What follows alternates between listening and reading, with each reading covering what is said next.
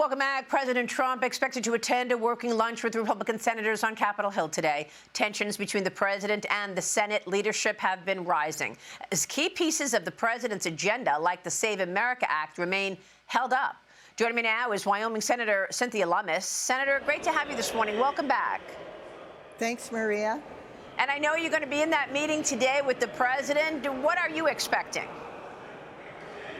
Oh, I think it's going to be a friendly exchange. If the president wants to talk about the Save America Act, he's aware, because of Senator Thune's remarks, that we don't have the votes to pass the full spectrum of ideas that fall under the Save America Act. But we probably do have the votes to get certain portions of it passed. So we need to smartly break up Save America Act and get those components that we can get passed that will make a difference enacted.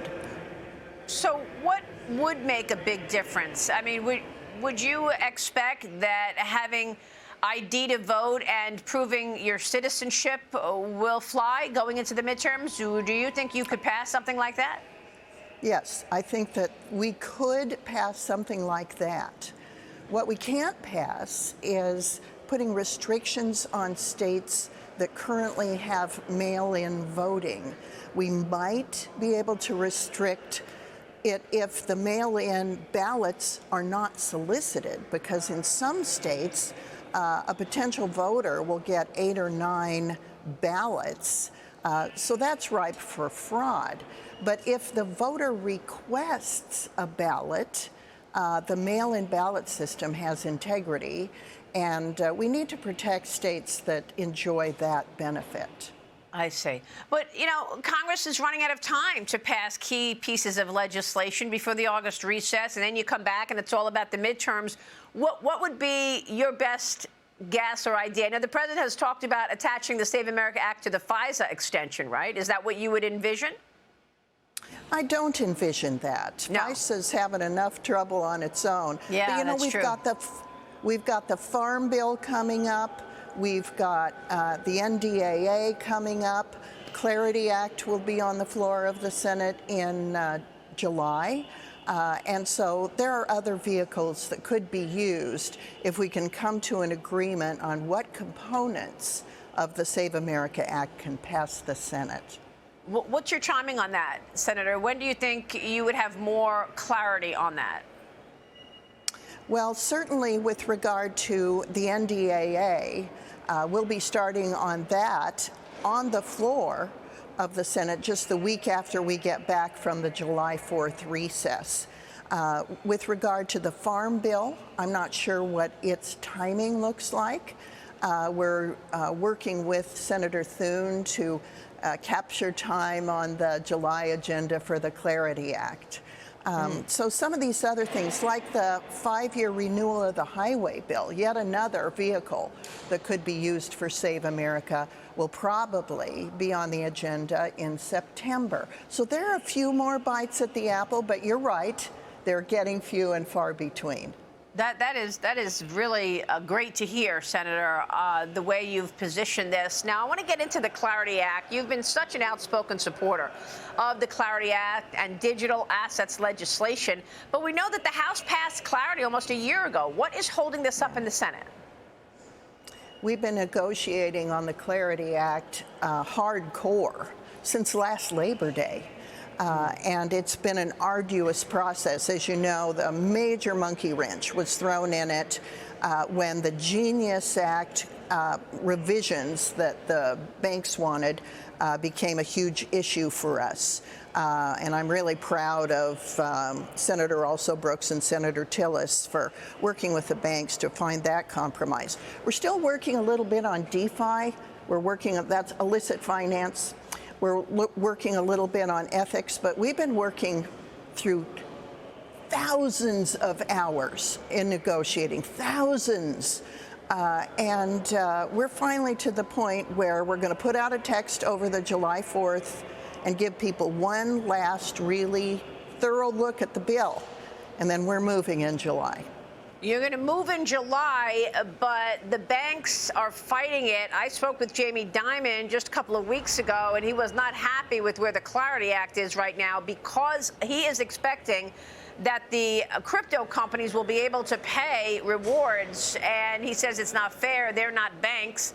They are not insured the way banks are. Here's our exchange. Watch this, Senator. So are you happy with the way the Clarity Act is turning out? No. No, because it allows them to effectively pay interest on deposits, stable coins or something like that, without the protection that they should have. And it doesn't do anything for AML BSA. It has almost no legal protections. So no, the banks will not accept it that way. They won't accept the ABA, the small banks, the credit unions, it's not just the big guys. I'm not worried about stablecoin, but if it happened, I'm telling you, I would have nothing to do with it, and it would eventually blow up on its own. Okay, but that's my personal thing. But I do understand the concern of all the other banks. So, well, the markup is coming. I mean, what are you going to do about it? It is. We'll fight it. If we lose, we lose, and we'll live. Yeah. Okay. But it will be fought. This will not be. No one's going to bow down to this guy, okay, or that company. And he's the only one. Yeah. And he's spending hundreds of millions of dollars in Washington this thing. He said he's representing the whole industry. Full of Senator, your thoughts?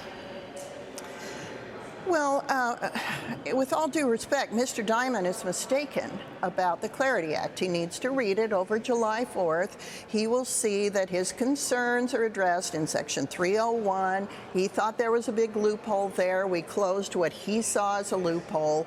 We've made changes. We have AML and I think 16 provisions, Maria, to protect against illicit finance. We have multiple provisions addressing the application of AML to digital assets. He's simply mistaken about the bill.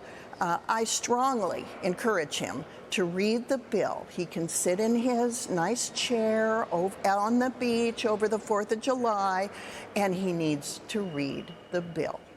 But Senator, isn't it true that the crypto companies will be able to pay some kind of a reward if, in fact, you're part of a special program or you're in a membership program? They will pay rewards.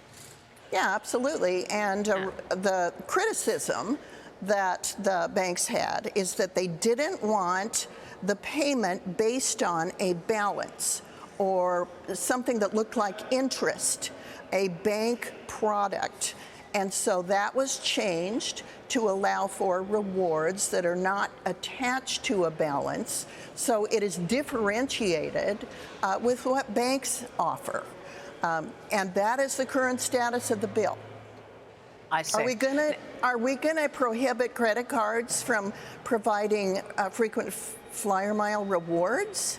This has been kind of a red herring issue, but it really caught fire with the banks. Yes. And I want to say, Maria, in the housing bill, road to housing bill that just is going to be signed today by the president. That's right. Yes. President, there are multiple pieces of legislation folded into that to benefit community banks. Thank you for that work on the housing bill.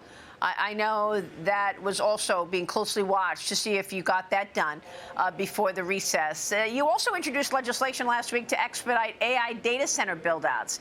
Tell us about that, because here you've even got pushback from your own colleagues like a Bernie Sanders, who wants a moratorium on these build-outs.